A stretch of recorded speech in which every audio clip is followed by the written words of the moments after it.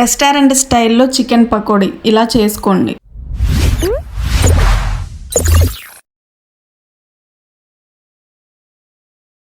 బయట చాలా క్రిస్పీగా లోపల జ్యూసీగా అయితే ఉంటుంది. ముందుగా నీట్గా క్లీన్ చేసుకున్న చికెన్ అయితే ఒక 1/2 kg అయితే తీసుకున్నాను. ముందుగా ఇందులో అయితే టేస్ట్కి సరిపడా సాల్ట్, టర్మరిక్ అలాగే చిల్లీ పౌడర్ అయితే వేసుకోవాలి. అలాగే ఇందులో నేను 1 స్పూన్ ధనియా పౌడర్, గరం మసాలా అలాగే కొంచెం ఫుడ్ కలర్ అయితే వేసుకుంటున్నాను. అలాగే 1 స్పూన్ దాకా అల్లం వెల్లుల్లి paste, 1 spoon corn flour, 1 spoon rice flour అయితే వేసుకోవాలి. చికెన్ పీసెస్ కి మసాలా మొత్తం మంచిగా పట్టే విధంగా అయితే మనం మొత్తాన్ని అయితే మంచిగా మిక్స్ చేసుకోవాలి ఈవెన్ గా. చికెన్ ని మంచిగా మ్యారినేట్ చేసిన తర్వాత లాస్ట్ లో అయితే లెమన్ అయితే యాడ్ చేసుకోవాలి. లెమన్ యాడ్ చేసిన తర్వాత దీన్ని కూడా ఒకసారి మొత్తాన్ని అయితే ఈవెన్ గా మిక్స్ చేసుకొని ఒక 1/2 అవర్ లేదా 1 అవర్ దాకా అయితే ఫ్రిడ్జ్ లో పెట్టుకోవాలి.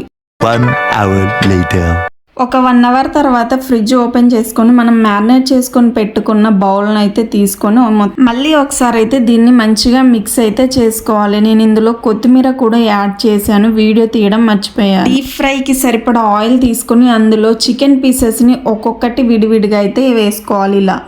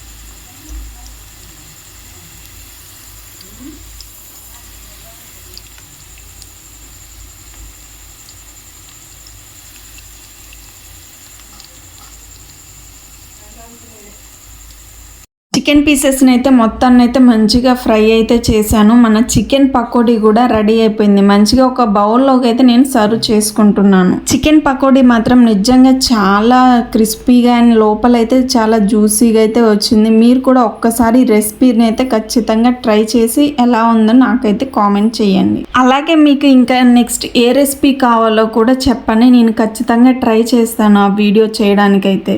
ఎక్కువ ఇంగ్రీడియంట్స్ ఏమీ లేకుండా చాలా సింపుల్గా కొన్ని ఇంగ్రీడియంట్స్తోనే ఇలా చికెన్ పకోడీ అనేది చేసుకోవచ్చు. మీకు ఈ రెసిపీ ఎలా అనిపించిందో ఖచ్చితంగా కామెంట్ చేయండి. మన వీడియోని ఇంతవరకు చూసారు కదా, లైక్, షేర్, సబ్స్క్రైబ్ చేసుకోవచ్చు కదా. Thank you for watching.